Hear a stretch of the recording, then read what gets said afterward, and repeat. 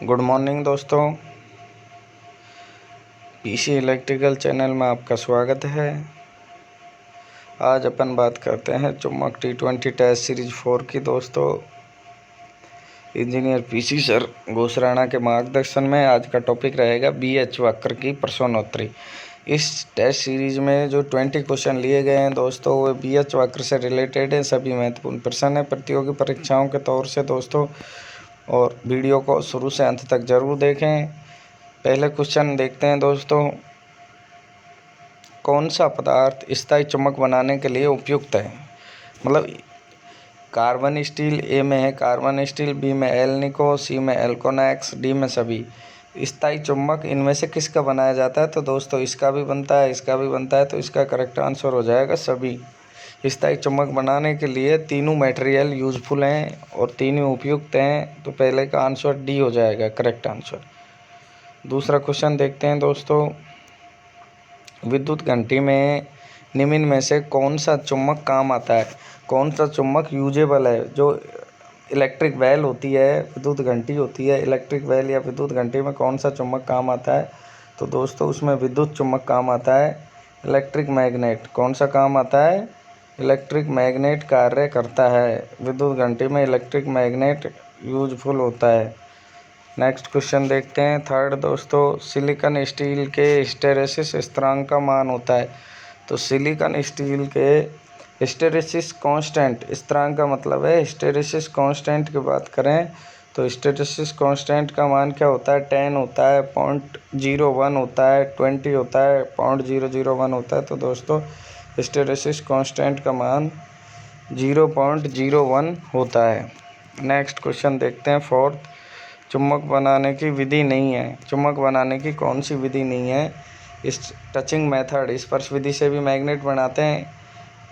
विद्युत धारा विधि, electric current method से भी मैग्नेट बनाते हैं। इंडक्शन विधि से भी मैग्नेट बनाते हैं। दिष्ट प्रेरण विधि, तो डीसी प्रेरण विधि जो है विद्युत चुम्बक बनाने की विधि नहीं है। डी करेक्ट आंसर हो जाएगा।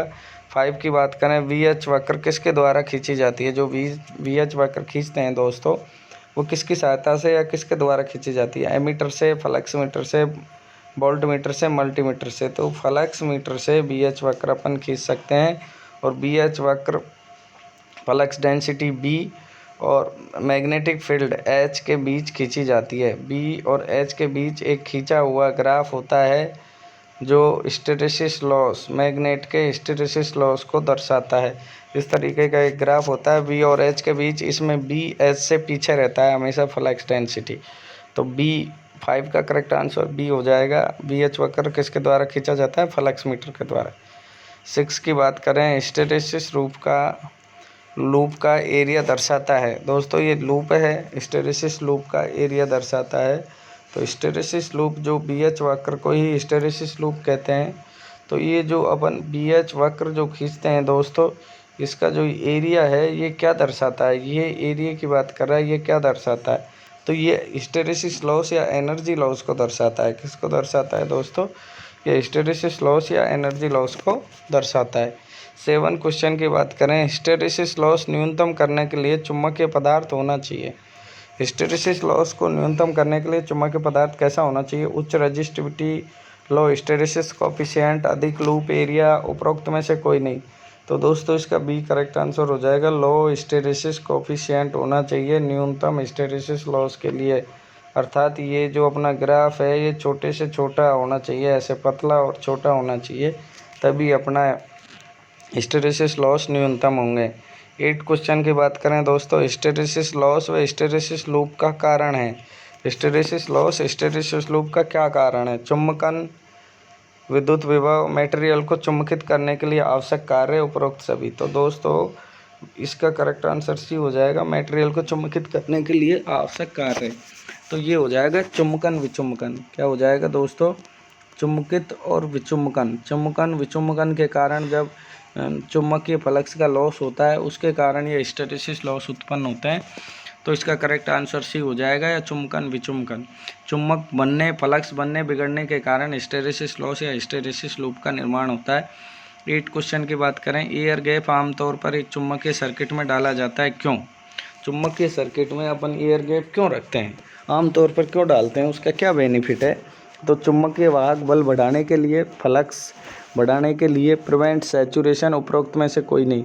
तो दोस्तों इसका करेक्ट आंसर प्रिवेंट सैचुरेशन हो जाएगा, अर्थात संतृप्त को रोकने के लिए, जो संतृप्त अवस्था होती है, सैचुरेशन होता है, उसको सैचुरेशन बना रहे उसी जगह, सैचुरेशन को रोकने के लिए अपन एयर गैप आमतौर पर एक चुम्बकीय सर्किट में डाला जाता है। एयर गैप आमतौर पर किस में डाला जाता है दोस्तों, चुम्बकीय सर्किट में डाला जाता है। 10 क्वेश्चन की बात करें, ट्रांसफॉर्मर कोर आर्मेचर कोर के लिए उपयोगी चुम्बकीय पदार्थ में होना चाहिए। ट्रांसफॉर्मर कोर और आर्मेचर कोर के लिए जो यूजफुल मटेरियल है उसमें क्या होना चाहिए, उच्च परमेबिलिटी होनी चाहिए, निम्न हिस्टैरिसीस लॉस होना चाहिए, या दोनों होने चाहिए। तो दोस्तों दोनों होना चाहिए, उच्च परमेबिलिटी हो, उच्च चुंबकशीलता हो, और लॉस क्या हो, कम हो। ट्रांसफॉर्मर की कोर ऐसे मटेरियल की बनाएं कि ये उसका क्या हो, पतला हो दोस्तों। तो इसका करेक्ट आंसर सी हो जाएगा 10 का। 11 की बात करते हैं, रिलैक्टेंस की यूनिट है। रिलैक्टेंस की यूनिट क्या होती है दोस्तों, रिलैक्टेंस होता है mmf/φ, और mmf की यूनिट होती है एम्पियर टन, और फाई की होती है वेबर। तो एक तो रिलैक्टेंस की इकाई हो जाती है एम्पियर टन वेबर, और एक होती है 1/हेनरी। दूसरे शब्दों में निकालते हैं, S बराबर L/μ0A, इससे निकालेंगे तो 1/हेनरी आती है। तो करेक्ट यूनिट हो गई 1/हेनरी रिलैक्टेंस की। 12 की बात करें, रिलैक्टेंस का विलोम क्या होता है। रिलैक्टेंस का विलोम दोस्तों परमेंस होता है। क्या होता है, परमेंस होता है। तो बी करेक्ट आंसर होगा। 13 की बात करें, प्रतिशोध या रिटेंटिविटी की इकाई क्या है। प्रतिशोध या रिटेंटिविटी की इकाई क्या होती है दोस्तों, वेबर स्क्वायर मीटर या वेबर वर्ग मीटर। क्या होती है, वेबर वर्ग मीटर होती है दोस्तों। 14 की बात करें, सिलिकॉन स्टील का उपयोग विद्युत मशीनों में क्यों किया जाता है। अपन ट्रांसफॉर्मर या आर्मेचर की कोर सिलिकॉन स्टील की क्यों बनाते हैं, ट्रांसफॉर्मर को सिलिकॉन स्टील क्यों बनाते हैं, आर्मेचर की भी सिलिकॉन स्टील क्यों बनाते हैं, अर्थात सिलिकॉन स्टील का उपयोग सर्वाधिक विद्युत मशीनों में क्यों किया जाता है, क्योंकि सिलिकॉन स्टील का लो हिस्टैरिसीस लॉस होता है। क्या होता है दोस्तों, सिलिकॉन स्टील का जो BH वक्र है ये छोटा व पतला होता है, इसमें लॉस कम होते हैं, हिस्टैरिसीस लॉस, इसलिए अपन सिलिकॉन स्टील का उपयोग विद्युत मशीनों में करते हैं। आर्मेचर की कोर व ट्रांसफॉर्मर की कोर के लिए करते हैं। तो 14 का करेक्ट आंसर सी हो जाएगा दोस्तों। 15 की बात करें, चालकता के अनुरूप है। चालकता के अनुरूप इनमें से क्या है जो चालकता के अनुरूप है दोस्तों, तो रिटेंटिविटी, रजिस्टिविटी, इंडक्टेंस, परमेबिलिटी। तो परमेबिलिटी जो होती है वो चालकता के अनुरूप होती है। जैसे बिजली में चालकता होती है, ऐसे चुम्बक में परमेबिलिटी होती है। बिजली में चालकता G होती है और चुम्बक में परमेबिलिटी, विद्युत में तो G चालकता होती है, विद्युत की चालकता के समान मैग्नेट में क्या होती है, परमेबिलिटी होती है दोस्तों, सिग्मा। 16 की बात करें, स्व प्रेरण की इकाई होती है। स्व प्रेरण की क्या इकाई होती है दोस्तों, ओम, टेस्ला, न्यूटन। तो स्व प्रेरण की इकाई हेनरी होती है दोस्तों। क्या होती है, हेनरी। स्व प्रेरण की इकाई हेनरी होती है। 17 की बात करें, चुम्बक के निर्माण के लिए आवश्यक सप्लाई है दोस्तों।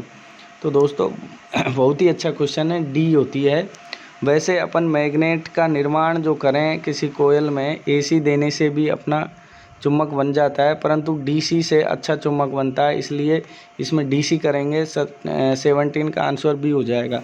वैसे AC पे भी मैग्नेट बनता है, परंतु वो फ्लक्चुएट करता रहता है, सही मैग्नेट नहीं बनता। तो इसका करेक्ट आंसर डी हो जाएगा 17 का। 18 की बात करें, यह किसने खोजा कि धारावाही चालक को चुम्बकीय क्षेत्र में रखने पर वह गतिमान होगा।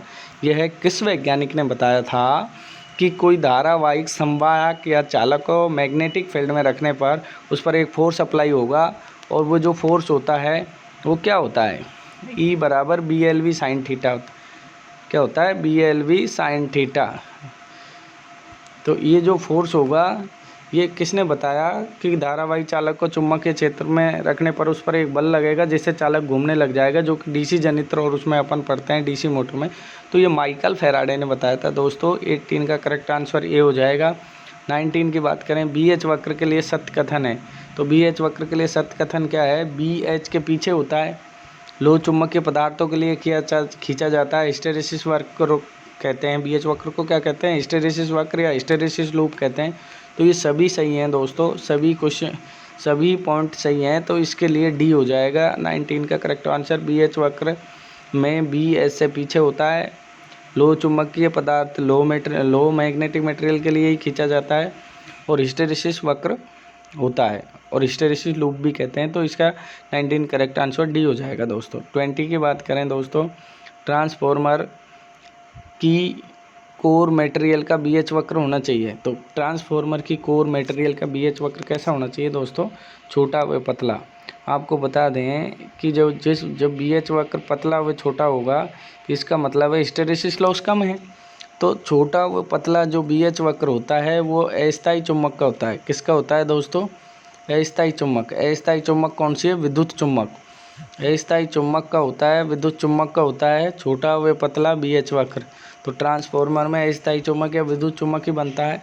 और मोटार जो बड़ा BH वक्र होता है, ये मोटा बड़ा BH वक्र स्थायी चुम्बक का होता है। मोटा और बड़ा BH वक्र किसका होता है दोस्तों? स्थायी चुम्बक का होता है।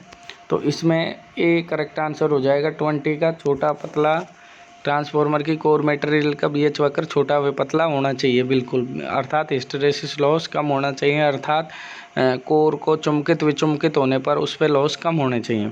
तो ये 20 क्वेश्चन थे दोस्तों आज। अगर ये क्वेश्चन आपको अच्छे लगे हो तो वीडियो को अपने दोस्तों को शेयर करें, उनसे लाइक करवाएं, सब्सक्राइब करवाएं। आज के लिए इतना ही दोस्तों, धन्यवाद।